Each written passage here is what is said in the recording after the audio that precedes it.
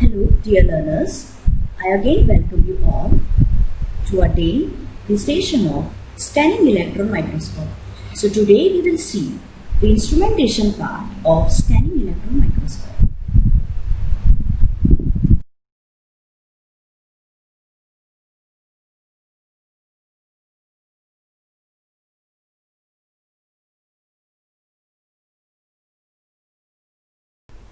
So these are the learning outcomes. After attending this video session, you will be able to understand each and every part of scanning electron microscope. You will get the knowledge about the functions of every part of SAM. So now we will see in detail the instrumentation of SAM. So generally it consists of three parts. First is electron gun, then vacuum and column. Now this electron gun will emit the current. It will emit the electrons and it will provide the current to the microscope. Then the column. Now the vacuum is a very important part. Here it's a part as a vacuum pump. We have to apply vacuum all time when we are operating scanning electron microscope. Now the column have condenser lens, objective lens, scanning coil. The scanning coil is also known as the deflection coil. It will deflect the electron beam. Then sample holder. As we see in every instrument, these two things are common. Sample holder and detectors will also be there. So sample holder, here you can say it's a specimen chamber, and detectors. There are three types of detectors. As I discussed in my first video, there are mainly three types of detector, but basically there are two types in the use. Now we will see each and every part in detail. So I will start it with the schematic diagram. So this is the schematic diagram of scanning electron microscope. Now see, here there is an electron gun. This is the electron gun. So it will use to provide a large and stable current in a small beam. This is the electron beam. In a form of beam, it will apply the current. Now it have cathode as well as anode. After that come to the lens. There are two type of lens, condenser lens as well as objective lens. But condenser lens also divide into two parts. First condenser lens and second condenser lens. After that there will be a objective lens. So condenser lens here, it will control the amount of electron. See, this electron gun will emit the electron as the emission source. So this condenser lens will control the amount of electrons which will travel down to the other part. So here this is the location of condenser lenses. After that it will come to the deflection coils, or you can say scanning coils. Now what is the role of this deflection coil? The condenser lens control the amount of electron which will travel down the column, and then it will comes to deflection coils. So this deflection coil, it will deflect the electron beam. Now it is here. This is the deflection coil and objective lens. So objective lens will focus the beam into a spot of the sample over here. It will focus over here. Now there is a vacuum pump. As I said, from here you have to apply the vacuum all the time. Now see, there are three type of detectors as I said, but two type in use. Which three type? First is the X-ray detector, secondary electron detector as well as backscatter electron detector. But mainly there are two in use. These are backscatter electron detector as well as secondary electron detector.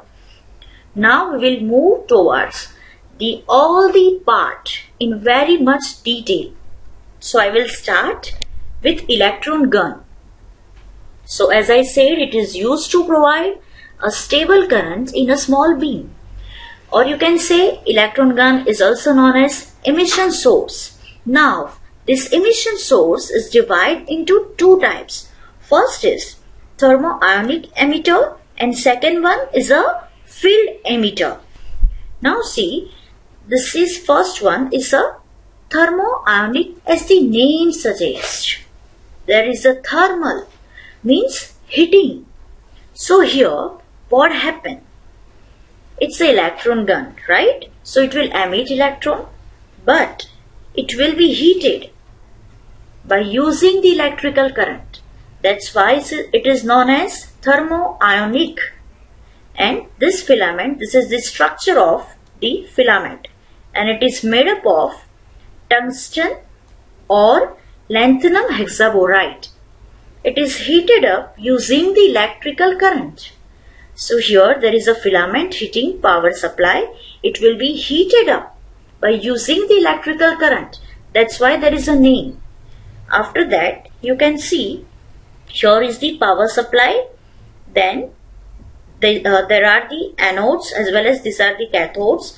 Then the filament, it's made up of tungsten as well as again there is another electrode, and this is known as Valmet electrode. This is the construction of the thermoionic emitters. Now the source of electron is a tungsten filament with the diameter. See this filament with the diameter of 0.1 mm, and electrically it is heated to about 2700 Kelvin. This is the temperature. That's why it is known as thermoionic. Now see, this is the Valmet electron and it is potentially more negative than the filament. This one is more negative than first one. So it will help to emit the electron from one point. And this is the point. This is the point from where the Valmet electrode helps to control the diameter of crossover, and it will control the number of emitted electrode. So this point is known as crossover point. From this point it will control the emission of electrode to again the another anode and to the other parts. So this is all about thermoionic emitters. After that come to the field emitters. Now see, here there is no, the name suggests it, there is no heat. So there will be no heating. That's why it avoids the heating problem. And this is also known as cold cathode field emitter. This field emitter is also known as cold cathode field emitter. Now in this, tungsten is there as like the first one. It have a sharp point. You can say there is a tip, and the radius of this tip is less than or equal to 100 nanometer. And it is used as a filament where the emission of electron takes place by employing the filament in a huge electrical potential gradient. So there will be no requirement of heating. Here the emission takes place because of the electrical potential gradient. Now here there is a significance of this, means the use of this small tip is that electric field can be concentrated to the extreme level, means it will become so big and it will work function of the material is lower, and again the electrons can leave the cathode.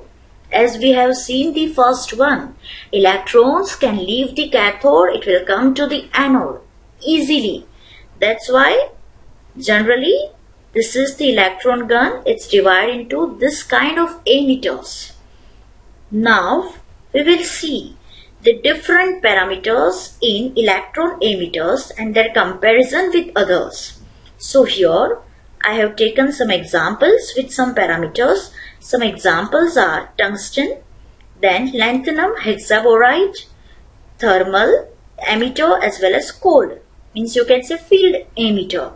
So these are the different parameters like brightness, lifetime, source size, energy spread, current stability as well as vacuum with its unit. So you can identify what is the difference.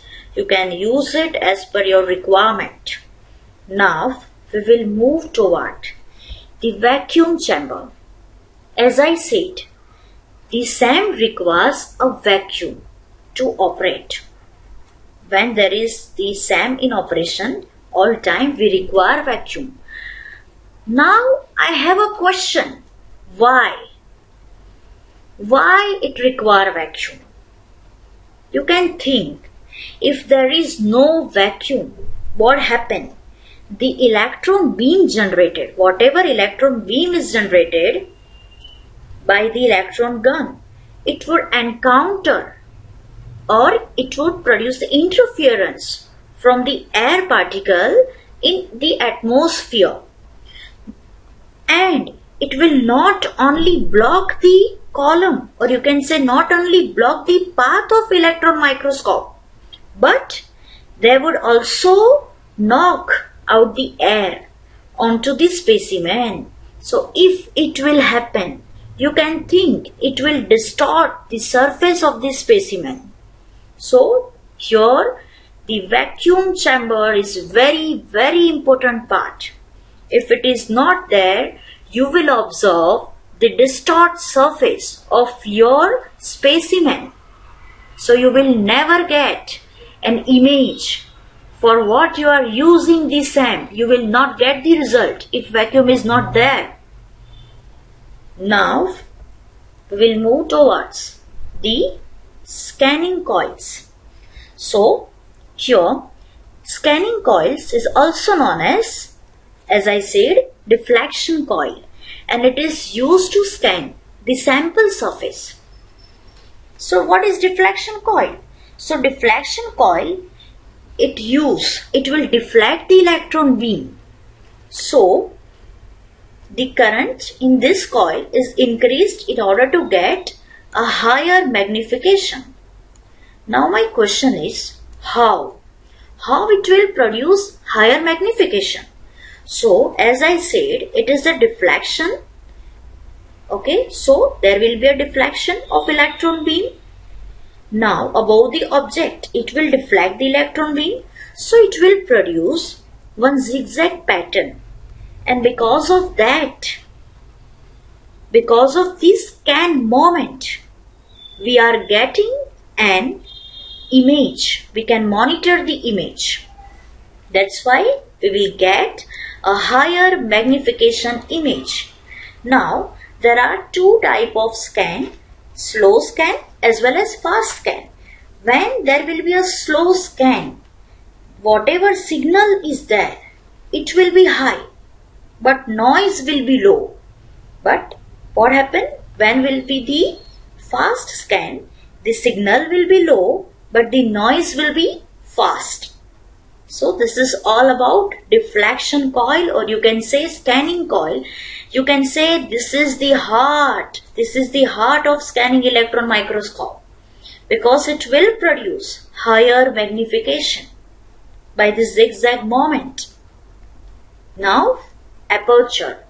So for refinement of the beam, the different size of apertures are utilized. Generally, there will be a small size because it will produce a very fine beam. Now, why the small size produce a very fine beam? This is my question. So, what happened? Small objective provide a better resolution. You can think, and it will provide the good depth of the field. That's why it will produce a very fine beam. And again, what is the role of this apertures? So it is used to reduce the efforts of spherical aberrations. Now See, as I said, there is a specimen chamber. So here there is a comparison. See, there is a comparison for the interaction volume with accelerating voltage and atomic number. Specimen chamber, you can say it is a sample holder. So what happened, what am I talking about is this electron beam. When you apply this electron beam, it will come towards the sample.